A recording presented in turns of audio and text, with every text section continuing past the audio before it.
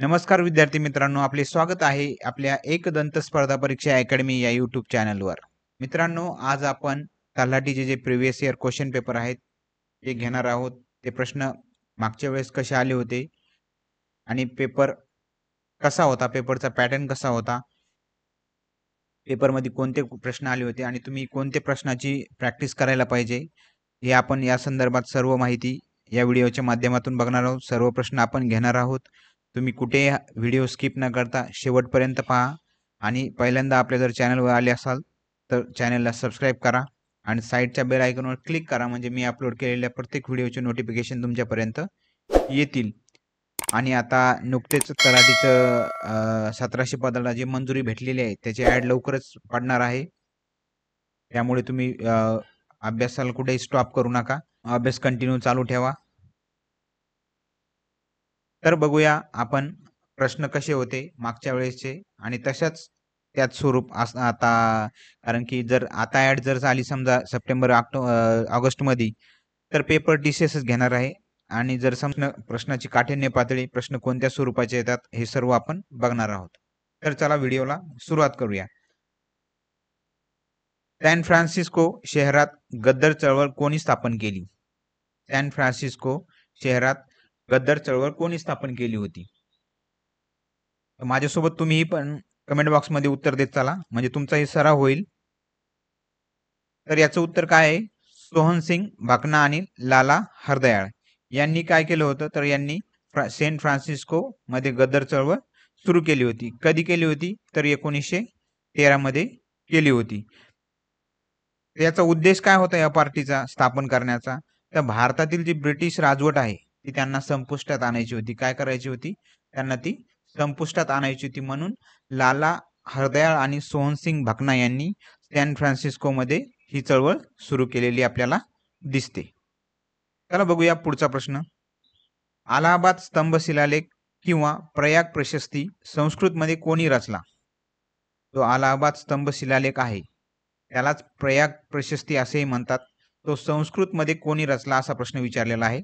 हे सर्व प्रश्न TCSने घेतलेले आहेत मित्रांनो. तुम्ही हा शेवटपर्यंत व्हिडिओ पहा, म्हणजे तुमच्या प्रश्न लक्षात येतील की प्रश्न कोणत्या स्वरूपाचे आलेले आहेत आणि माझ्यासोबत तुम्ही उत्तरही देत चला. तर या प्रश्नाचं योग्य उत्तर काय आहे? तर हरिसेन यांनी संस्कृतमध्ये याचे शिलालेख लिहिले होते.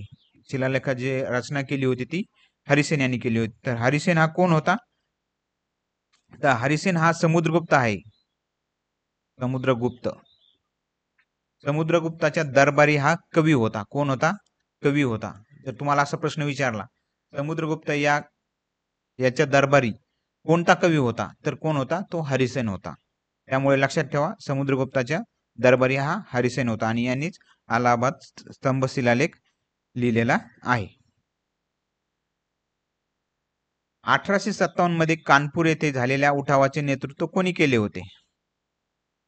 तर कोणी केले होते आपल्याला माहित असेल सर्वांना की नानासाहेब पेशवे यांनी कानपूर येथील उठावाचे नेतृत्व केलेले आपल्याला दिसते. तेव्हापासून त्यांना पेशवे ही पदवी मिळायला सुरुवात झालेली आहे.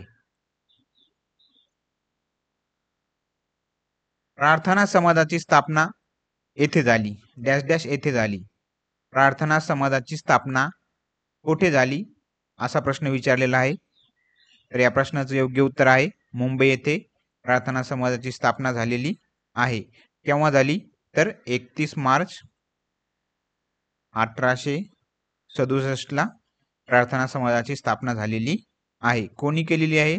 तर लक्षात ठेवा, आत्माराम पांडुरंग तरखडकर यांनी ही स्थापना केलेली आहे.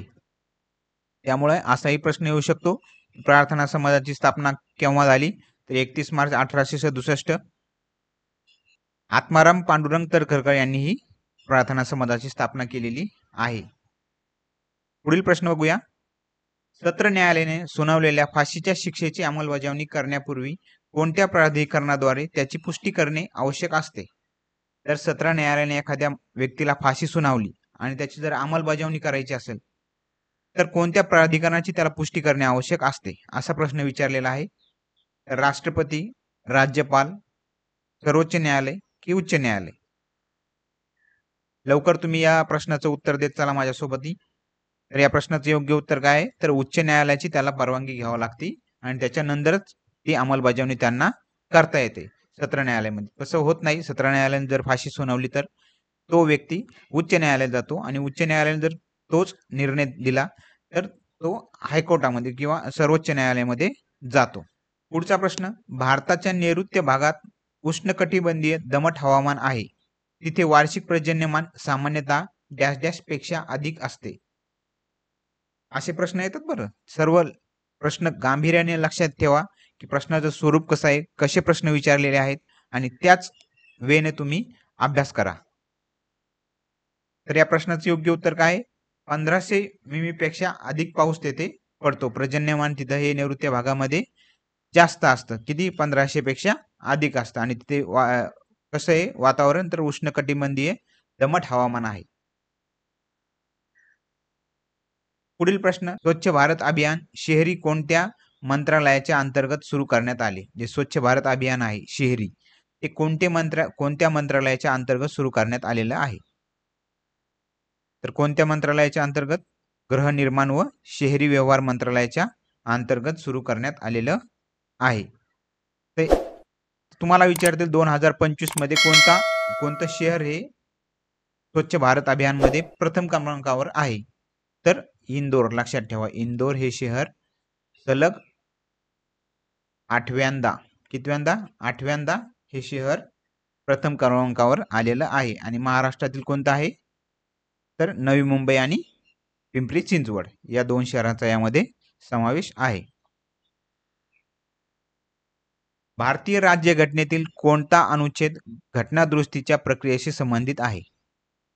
भारतीय राज्यघटनेतील जे कलम आहे घटनादुरुस्ती संबंधित, ते कोणतं कलम आहे असं विचारलेलं आहे?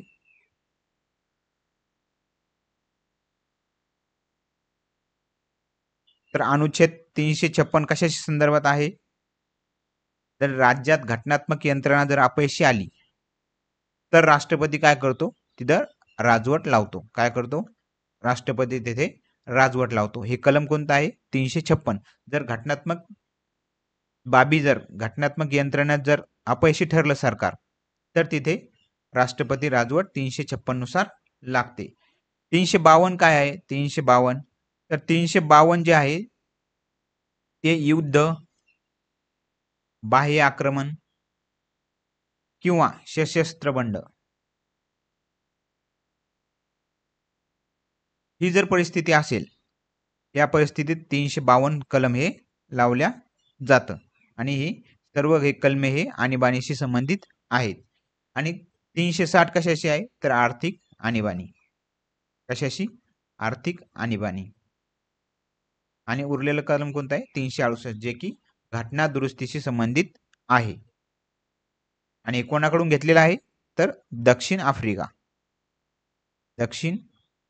आफ्रिका कडून घेतलेलं आहे. मार्च 2025 मध्ये भारताने 156 लाईट कॉम्बॅक्ट हेलिकॉप्टर खरेदीसाठी केलेल्या कराराचे मूल्य किती होते? प्रश्न असेही विचारतात की मी करंटचे काही प्रश्न घेतलेले आहेत जे नुकत्याच काही एक्झामला आले होते. ते प्रश्न कसे आहेत आणि TCSनेच घेतलेले आहेत, त्यामुळे मी याला घेतलेले आहेत. तर मार्च 2025 मध्ये भारताने 156 लाईट कॉम्बॅक्ट हेलिकॉप्टर खरेदी करण्यासाठी केलेल्या कराराचे मूल्य किती होते? 1,02,000 कोटी, 52,052 कोटी, 62,700 कोटी की 72,087 कोटी?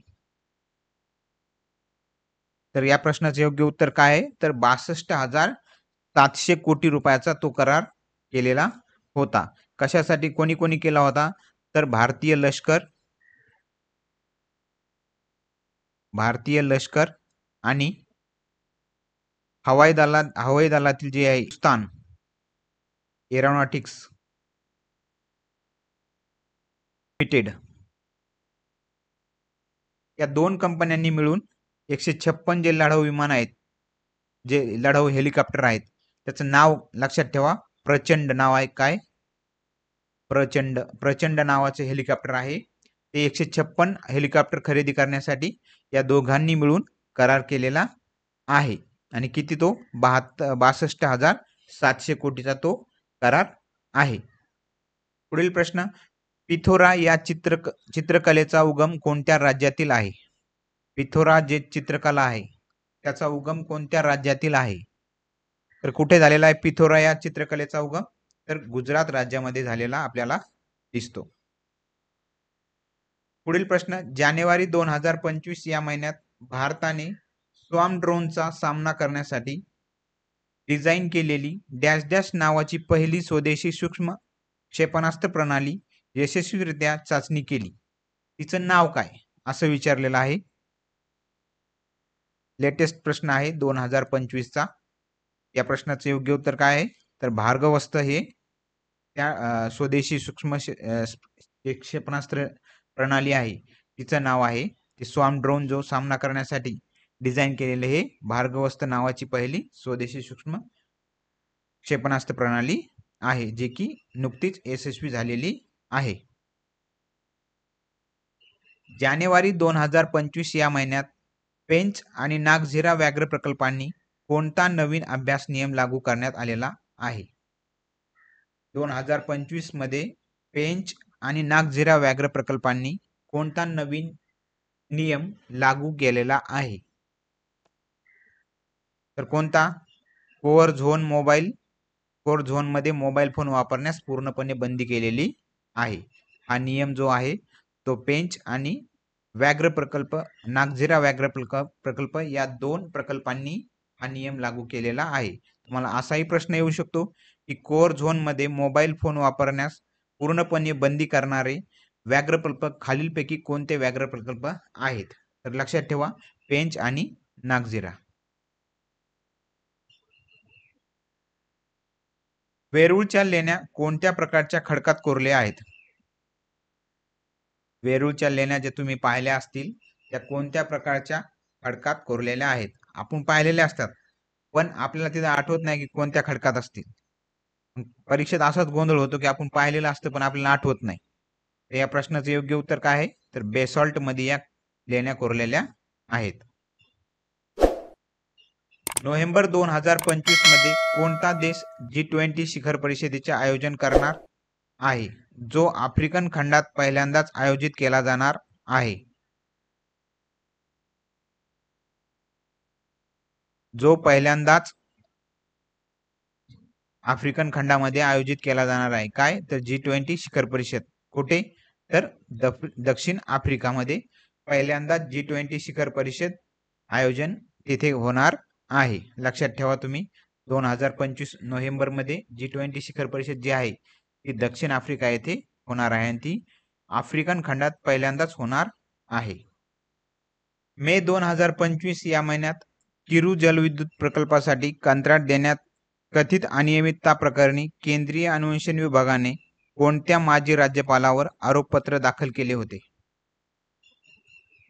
जो किरू जलविद्युत प्रकल्प आहे त्याचे कंत्राट देण्यात जे कथित अनियमित प्रकरणी सीबीआयने जी माजी राज्यपालावर आरोपपत्र दाखल केले होते ते कोणत्या राज्यपालावर दाखल केले होते असं विचारलेलं आहे. तर या प्रश्नाचे योग्य उत्तर काय आहे? सत्यपाल मलिक. भारताचे चलनविषयक धोरणाचे नियमन कोण करते? भारताचे जे चलनविषयक धोरण आहे त्याचे नियमन कोण करतं? तर कोण करतं? रिझर्व्ह बँक ऑफ इंडिया म्हणजेच RBI. RBI हे भारताचे चलनविषयक धोरण याचे नियमन करते. मद्रास मधून प्रकाशित होणारे तमिळ भाषेतील स्वदेश मित्रन हे वृत्तपत्र कोणत्या वर्षी सुरू झाले? स्वदेश मित्रन जे वृत्तपत्र आहे जे मद्रास मधून तमिळ भाषेत प्रकाशित होते ते केव्हा सुरू झालेले आहे? केव्हा सुरू झालेले ते? 1882 मध्ये ते सुरू झालेलं आहे. त्याचं नाव लक्षात ठेवा स्वदेश मित्रन. पुढील प्रश्न बघूया. अलीगड येथे मोहम्मेडन अँग्लो ओरिएंटल कॉलेज कोणत्या वर्षी स्थापन झाले? अलीगड येथे मोहम्मेडन अँग्लो ओरिएंटल कॉलेज कोणत्या वर्षी स्थापन झालेलं आहे? तर केव्हा स्थापन झालेलं आहे? 1877 मध्ये कोणी स्थापन केलेला आहे? सर सय्यद अहमद खान यांनी स्थापन केलेलं आहे. अलीगडमध्ये जे मोहम्मडन अँग्लो ओरिएंटल कॉलेज आहे ते सर सय्यद अहमद खान यांनी 1877 मध्ये सुरू केलेलं आहे. हरित क्रांतीचा घटक म्हणून भारत सरकारने तेलंगणातील नालगोंडा जिल्ह्यात सुरू केलेला पहिला सिंचन प्रकल्प कोणता? हरित क्रांतीचा घटक म्हणून भारत सरकारने तेलंगणातील नालगोंडा जिल्ह्यात सुरू केलेला पहिला सिंचन प्रकल्प कोणता? तर या प्रश्नाचे योग्य उत्तर काय आहे? तर नागार्जुन सागर हा पहिला प्रकल्प आहे जो की हरित क्रांतीचा घटक म्हणून भारत सरकारने तेलंगणातील नालगोंडा या जिल्ह्यात सुरू केलेला आहे. अश्वमेधाच्या निमित्ताने खालीलपैकी कोणी सोन्याची नाणी जारी केली? मित्रांनो, प्रश्न खूप इंटरेस्टिंग आहेत. तुम्हाला जर आवडत असेल तर नक्कीच लाईक करा आणि मित्रांना पण शेअर करा. अश्वमेधाच्या निमित्ताने खालीलपैकी कोणी सोन्याची नाणी जारी केली? तर या प्रश्नाचे योग्य उत्तर काय आहे? तर समुद्रगुप्त यांनी अश्वमेधाच्या निमित्ताने सोन्याची नाणी जी आहे ती समुद्रगुप्त यांनी जारी केलेली आहे. म्हणजेच त्याचा उपयोग आहे तो समुद्रगुप्त यांनी प्रथम केलेला आपल्याला दिसतो. खालीलपैकी कोणती संस्था घटनात्मक नाही? या घटनात्मक संस्था आहेत त्या कोणत्या आहेत असं विचारलेलं आहे. तरी जीएसटी ही घटनात्मक आहे का? तर हो आहे. राज्य लोकसेवा आयोग हे पण आहे. राष्ट्रीय मागासवर्ग आयोग हा पण आहे. मग काय नाही? तर हा घटनात्मक आयोग नाही. राष्ट्रीय हरित न्यायाधिकरण हा घटनात्मक संस्था नाही. पुढील प्रश्न, खालीलपैकी कोणता भारतातील सुवर्ण चतुष्कोणाचा भाग नाही? म्हणजे रस्ता प्रकल्प जो आहे सुवर्ण चतुष्कोण, सुवर्ण चतुष्कोण जो आहे असा तो खालीलपैकी कोणत्या शहराचा भाग नाही? बँगलोर, दिल्ली, मुंबई, कोलकाता. तर माझ्यासोबत तुम्ही उत्तर देत चला. तर या प्रश्नाचे योग्य उत्तर काय आहे? तर बँगलोर या सुवर्ण चतुष्कोणाचा भाग नाही. तर कोणता आहे मग? दिल्ली, मुंबई, कोलकाता आणि चेन्नई. चौथा कोणता आहे? तर चेन्नई हा या चतुष्कोणाचा भाग आहे. आणि हा चतुष्कोण म्हणजे जो रस्ता प्रकल्प आहे तो त्याची घोषणा कोणी केली होती? तर माजी पंतप्रधान अटल बिहारी वाजपेयी यांनी घोषणा केलेली होती. सिलिमॅनाइट, चुनखडी, काओलिन आणि युरेनियम यासारख्या खनिज संसाधनांनी कोणते पठार समृद्ध आहे? सिलिमॅनाइट, चुनखडी, काओलिन, युरेनियम यासारख्या खनिज संसाधनांनी कोणते पठार समृद्ध आहे?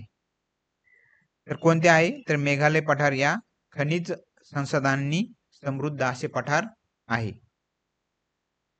भारतातील नगरपालिकांना घटनात्मक दर्जा कोणत्या घटनादुरुस्तीने दिला? भारतातील ज्या नगरपालिका आहेत त्यांना घटनात्मक दर्जा कोणत्या घटनादुरुस्तीने देण्यात आलेला आहे? तर 73वी घटनादुरुस्ती ही स्थानिक स्वराज्य संबंधित आहे. स्थानिक स्वराज्य संस्थाशी संबंधित आहे 73वी घटनादुरुस्ती. आणि या प्रश्नाचे योग्य उत्तर काय असणार आहे? तर 74वी घटनादुरुस्ती कशाशी संबंधित आहे? नगरपालिका, महानगरपालिका यांना घटनात्मक दर्जा देण्यासाठी ही 74वी घटनादुरुस्ती 1992 मध्ये करण्यात आलेली होती.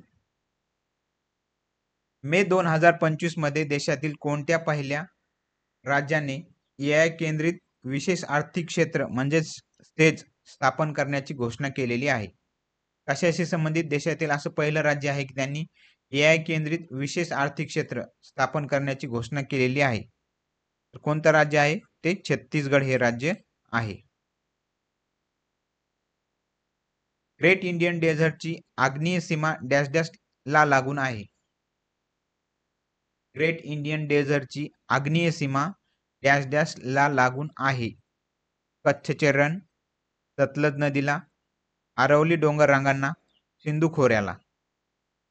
तर आग्नेय सीमा विचारलेला आहे त्यामुळे अरवली पर्वतरांग जी आहे तिला ग्रेट इंडियन डेझर्टची आग्नेय सीमा लागलेली आहे. तुम्ही जर मॅपमध्ये जर व्यवस्थित पाहिलं तर त्याच्यावर तुम्हाला कळेल की जी ग्रेट इंडियन डेझर्ट आहे त्याची आग्नेय सीमा ही बरोबर आरावली पर्वतरांगाला लागून आहे. तुम्हाला हा व्हिडिओ कसा वाटला ते कमेंट बॉक्समध्ये नक्की सांगा आणि आवडल्यास लाईक, शेअर, सबस्क्राईब करायला विसरू नका. धन्यवाद.